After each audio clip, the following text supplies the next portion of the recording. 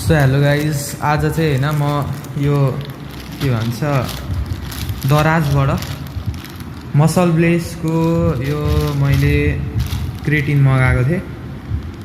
यो चाहिँ अहिले आइसकेको छ अनि हेरौँ त कस्तो प्याकेजिङ अनुसार कस्तो आएछ हेर्नुपर्छ। यो चाहिँ यसको प्याकेज चाहिँ यस्तो रहेको छ। यसलाई चाहिँ म खोल्दैछु। यसलाई चाहिँ खोलौँ होइन, अब क्याजुअली नै खोल्यो। र यो चाहिँ सबैभन्दा सानो साइज होइन। यो भनेको हाम्रो क्रेटिन पछाडिको चाहिँ हल्का यो सस्पिसियस लाग्यो मलाई सुरु टाइम फर्स्ट टाइम हेर्दा चाहिँ। यो मुनिको चाहिँ अलिक अर्कै खालको रहेछ, तर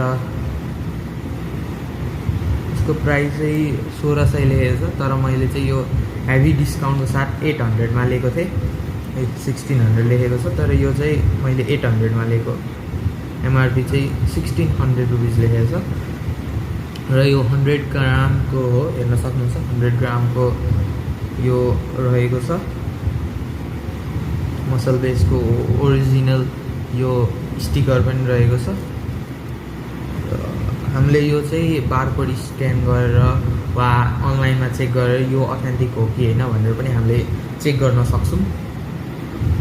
हेर्दा राम्रै छ। अब यो खोल्नुपर्छ कस्तो हुन्छ यो भित्र।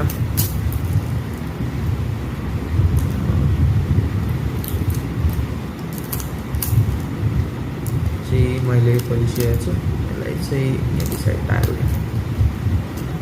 यो चाहिँ कस्तो प्याकेटमा सिल प्याक भएर आउँदो रहेछ। सिल प्याक भएर आउँदो रहेछ। यो के लेखेको छ इज